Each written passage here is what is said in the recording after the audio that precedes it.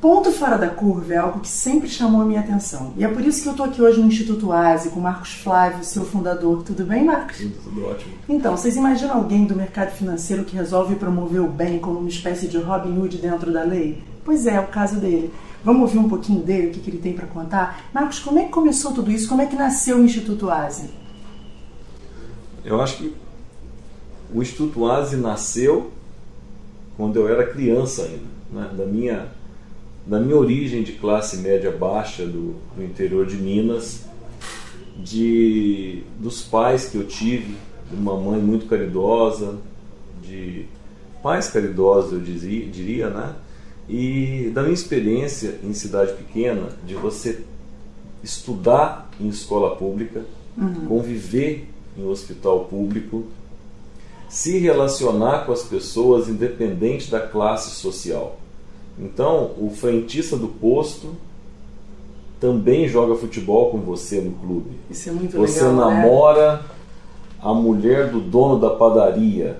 Então você tem um contexto comunitário que é muito diferente em relação das grandes cidades, que muitas vezes estão em guetos, né?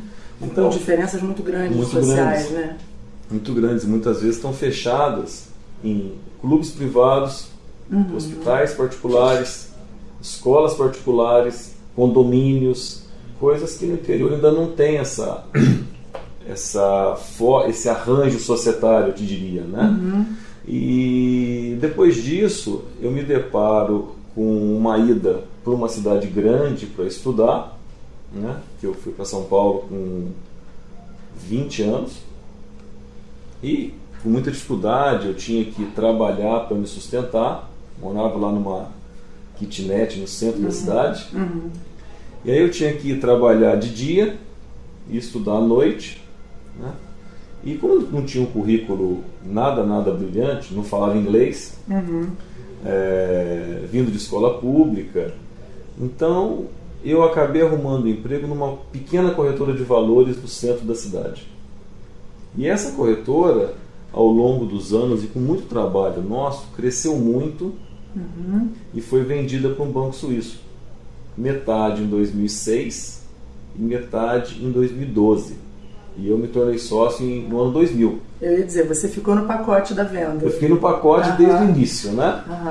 E como eu sempre atuei em área comercial, exclusivamente com pessoas físicas de alto poder aquisitivo, eu comecei a perceber como que essas pessoas vivem e que inquietações sociais essas pessoas tinham. Para fazer ação prática, lá em 2003, a gente montou um instituto da minha empresa, que fazia filantropia corporativa. E ali foi o meu início de contato com o terceiro setor. Até para aprender a negociar. Ali eu comecei a ver como uma organização social se organizava, o que era impacto social, como era a qualidade da gestão, se podia ou não ser melhorada, o quão transparente uma organização poderia ser. Então eu comecei a ter os dois lados dessa ponte, que era o embrião dessa ideia. Que seria o de um lado, pessoas físicas de alto poder aquisitivo, que doavam de maneira esporádica, pontual, sem assim, foco, né? E muitas vezes, Bia, irrelevante em relação ao patrimônio. Uma pessoa de 10 milhões de reais doa 5 mil por ano. Eu comecei a notar que, de um lado, ótimas práticas sociais, do outro, muita gente bem intencionada. Precisava de alguém para organizar isso aí. Alguém para organizar. Aí eu retomei do lado de cá a minha origem mais comunitária e retomei do lado de cá a credibilidade que eu tinha do mercado financeiro. Então começou a surgir a possibilidade de criar essa ponte entre físicas de alto poder aquisitivo e o terceiro setor. Sempre pessoas físicas? Ou... Sempre pessoas físicas. E sempre de alto poder aquisitivo. Né? Porque a minha experiência sempre me mostrou que a coisa mais importante para você construir alguma coisa é você ter algum foco que muitas vezes você tira essa conclusão por você mesmo, né? Tipo uma teoria U, né? Você colhe as informações, abandona um pouco o preconceito do passado, depois você observa, depois você sente, depois você entra no processo de reclusão, tira as suas conclusões e implementa imediatamente, sem seguir muito o consenso. Né? Tem que ter uma crença. Tem que ter uma crença, porque a quantidade de pessoas que me falaram, não vai dar certo, as pessoas não acreditam no terceiro setor, ou rico jamais vai doar parcela relevante do patrimônio. A quantidade de pessoas que tendem a me desmotivar, pelo simples fato da mediocridade ter uma força muito grande para nos puxar para baixo, era muito maior.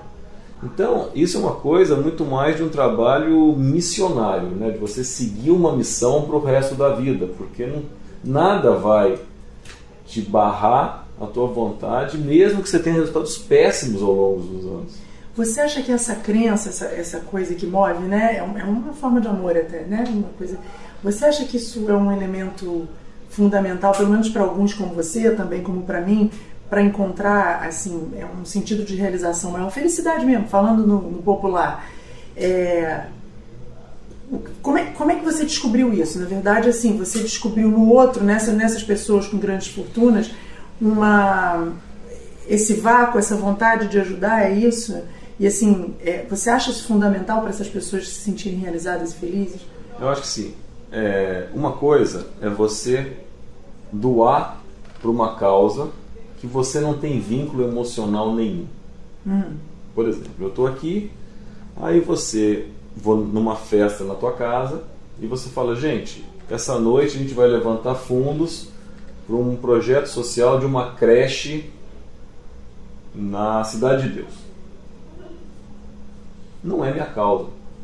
Mas como eu estou na sua casa, você me convidou, eu vou te doar 5 mil reais.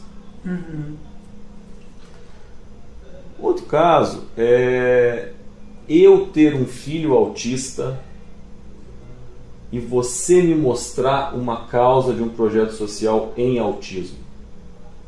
O meu vínculo emocional é completamente diferente. Há um envolvimento, né?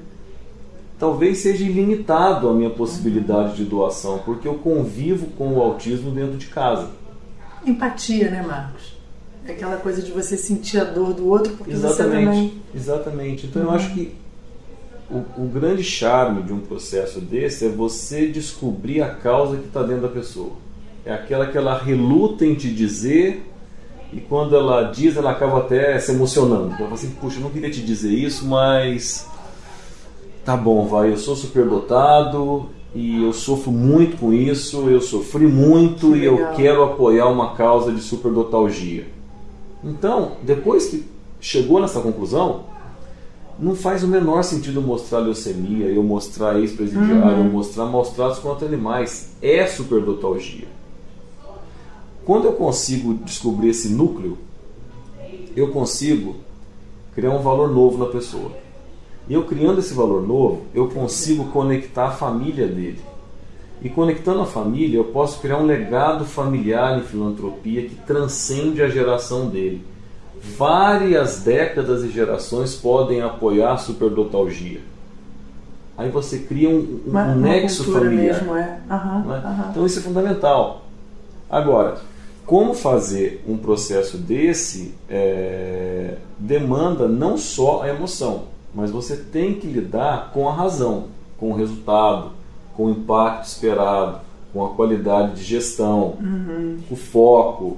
Não pode é uma ficar só no né? mundo, Não é uma brincadeira. Não pode ficar só no sonho. Né? Porque senão eu não consigo materializar o processo. Né? E como a minha origem é do mercado financeiro, eu sou formado na área de finanças, a minha perseguição de resultado numérico, ela é quase que doentia. Quanto eu gasto... Graças a Deus nesse sentido. Quanto eu gasto de despesa administrativa versus quanto eu mando para o terceiro setor. Essa é uma equação que eu carrego a minha vida inteira. Quão eficaz eu sou? Se você tem um orçamento de 100 mil para uma organização social, você deveria gastar 10, 20 mil de administrativo e 80 para chegar na ponta de quem necessita. não parar no meio, na parte burocrática. Uhum. Você tem uma ideia do que é né, a eficácia na gestão, a preocupação com a redução de custos em prol do maior impacto social na ponta. Então isso também persigo muito, a transparência. O seu papel é duplo, né? Na verdade você tem essa coisa da missão, que é uma coisa subjetiva sua, e você tem uma coisa de meio que profissionalizar, meio que tornar eficiente a filantropia. Porque que tem um caráter meio amador por natureza, talvez. Exatamente. Porque eu sinto que tem um esgotamento do conceito de jogar um cheque para cima e eu confio na organização social e eu nem quero prestação de conta. Porque a sensação que eu tenho, isso foi muito legal você falar, a sensação que eu tenho, eu falo muito nisso, é que a pessoa que quer ajudar, ou que se doa materialmente ou não, ou tempo, ou energia, ou enfim, dinheiro, ela faz isso também muito por ela, para ela se sentir bem, né? Uma coisa quase, não vou dizer que é vaidade, mas é uma coisa bem, talvez um pouco egocêntrica. O que você cuida é de que esse ato seja bom para ela e que seja eficiente, você aproveite o melhor possível para o outro, para quem recebe, né? Eu achei sensacional isso. Porque isso é um círculo, né?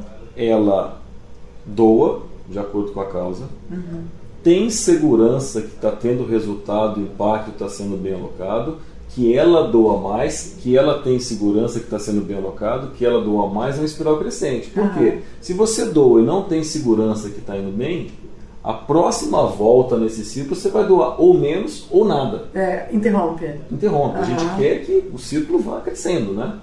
Entendi. Deixa eu te perguntar uma coisa. Se você já falou das suas origens, da cidade, né, em Minas e tal. Minas, né? Se você olha para trás e vê o tempo que passou, eu entendi que o teu contexto social e familiar ajudou. Mas existe aí alguma semente ideológica, religiosa, filosófica na sua formação, além da coisa do local, da convivência com várias classes e tal? Tem alguma coisa a mais que a gente pode saber? Como é que é você em termos de religião, filosofia, enfim? Suas crenças religião, assim, que levaram a isso? Eu sou católico, mas não é isso que me... Não é isso que moveu. Não é só a religião. Você é humanista, ponto. Eu sou humanista, ponto. Agora, eu te digo que se você acredita em sincronicidade, se você acredita numa força além do mundo material que a gente vive,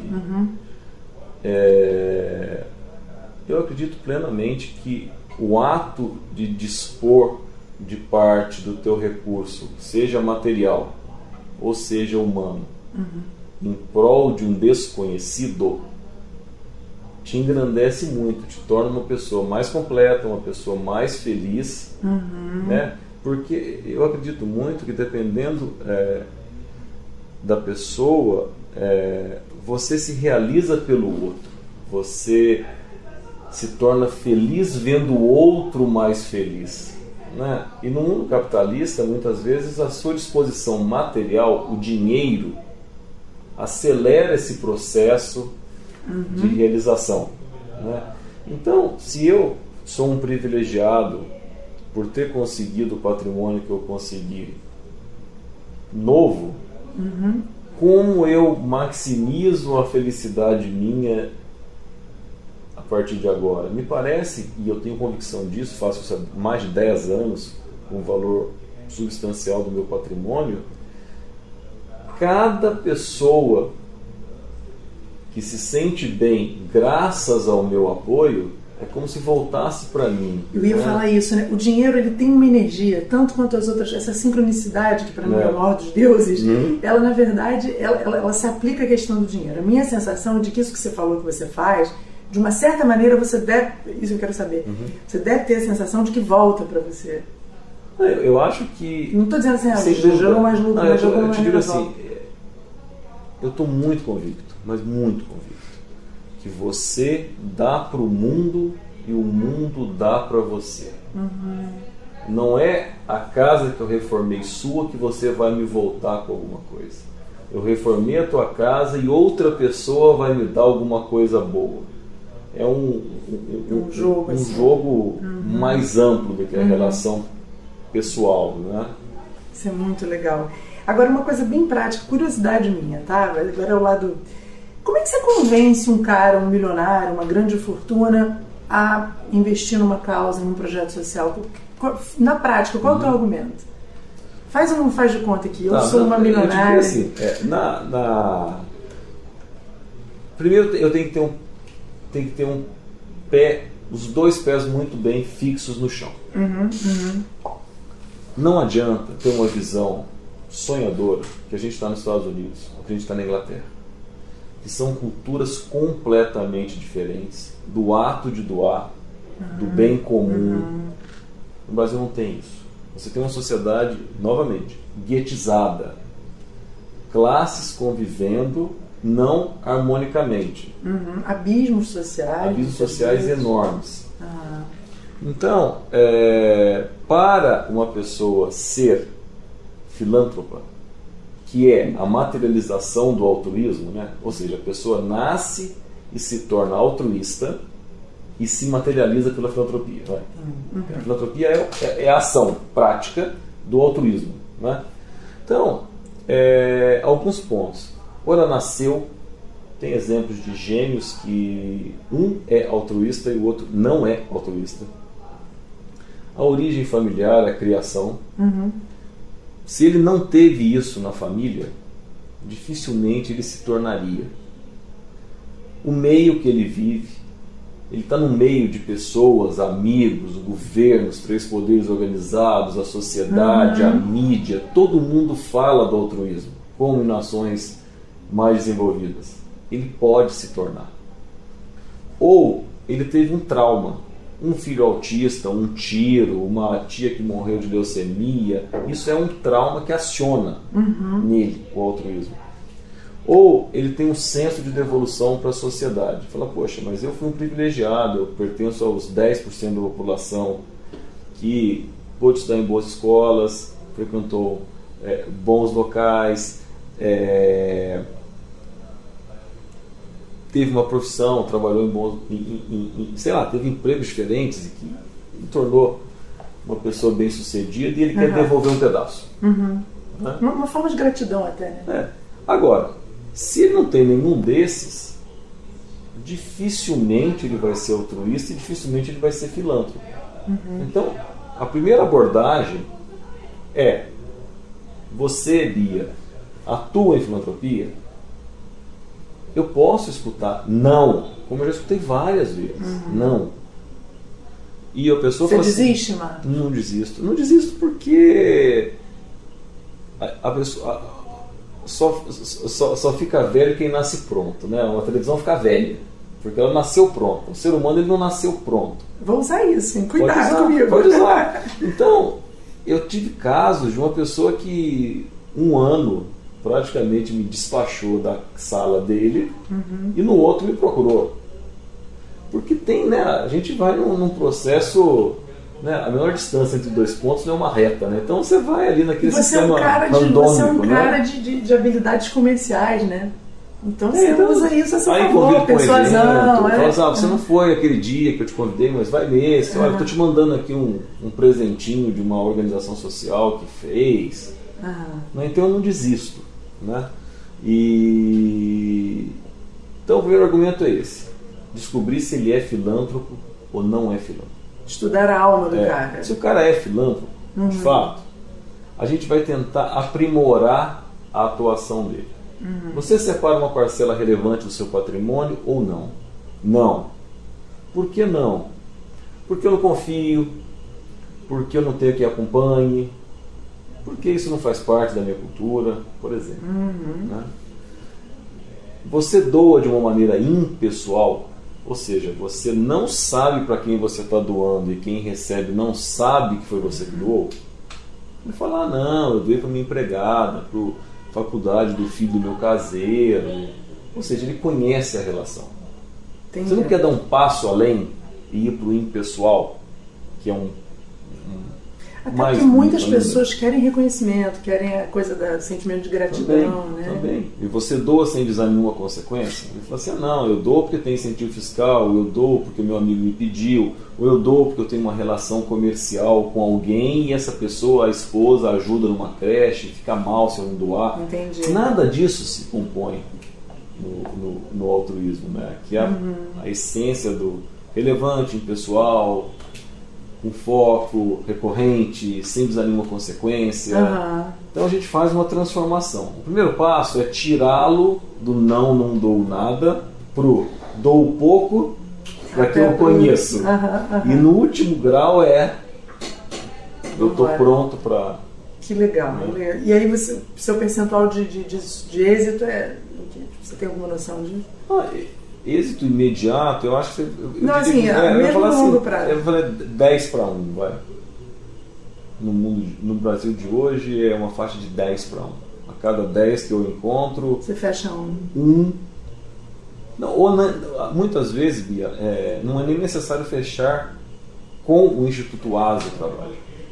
Mas se eu sinto que ele já está no caminho, entendi. Eu falo, eu não acho muito interessante o que você faz, mas eu já tenho eu sou conselheiro de uma organização de combate ao câncer, eu tive um caso na minha família, eu disponho de tempo, recorrência e uma participação grande do meu dinheiro nisso. Ele já está pronto, ele não precisa de mim. De você, claro. Então eu acho que é nessa relação de 10-1 a gente tende a melhorar com o tempo. Que bom. Para fechar a entrevista, eu queria ouvir a tua opinião agora, né, como cidadão brasileiro, uma pessoa envolvida nesse setor. Para onde vai o terceiro setor? Como a gente está caminhando aqui no Brasil e para onde ele está indo? Eu acho que tem muitas boas práticas surgindo. Eu acho que as pessoas, os doadores, físicas e jurídicas, estão privilegiando cada vez mais as boas práticas, que são pautadas em 4 pilares: qualidade de gestão, correta alocação do recurso, transparência, você saber exatamente para onde está indo. Transparência sempre, né? Sempre. Todo mundo cobra. Solidez, você saber que aquele teu dinheiro faz parte de um bolo relevante e maior, que não vai se perder por aí, e a organização social não vai ficar refém do seu dinheiro. E o impacto. Esse eu acho que é o principal. Se o seu recurso efetivamente gera um impacto social e uma transformação de longo prazo. Então eu acho que das mais de 100 mil organizações sociais que nós temos no Brasil, você vai passar por um processo de enxugamento. Infelizmente, algumas organizações vão desaparecer. Tipo seleção natural mesmo. Não vai ter jeito. Porque o doar a fundo perdido sem visar resultado está diminuindo muito rápido. E as organizações precisam se preocupar com isso. Então, acho que o futuro é poucas e boas organizações sociais que trabalhem em rede, que tenham filiais, que tenham grandes empresários e grandes profissionais no conselho. Pode-se surgir o conceito de fundação comunitária, que tem muito nos Estados Unidos e não tem no Brasil. Um exemplo que eu te cito é assim: você quer colocar um curso de inglês, um curso de capoeira no Morro do Vidigal, por exemplo. Hoje você simplesmente entra lá, implementa. Se existisse uma fundação comunitária do Vidigal, formada por presidente, diretorias e conselho, você expõe para eles o teu interesse e eles podem falar: não, nós mapeamos a população inteira aqui e o interesse não é capoeira, o interesse é jiu-jitsu. Entendi. Porque a gente ainda não tem uma organização que represente quem recebe, quem represente a comunidade. Então acho que esse é um próximo passo que nós temos que dar aqui. Mas o horizonte é bom, né? É maravilhoso. Eu acho que o Brasil está um pouquinho atrasado em relação às nações mais desenvolvidas, mas a gente tem uma capacidade incrível de se reinventar, né? Marcos, obrigada por tudo. Eu estou saindo otimista do papo. Amores Urbanos fica por aqui com Marcos Flávio Aze. Ficamos otimistas e até a próxima.